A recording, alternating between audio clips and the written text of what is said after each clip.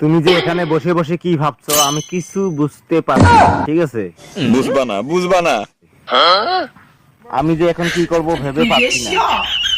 আমি তো কিছুই বুঝতাম পারতেছি না।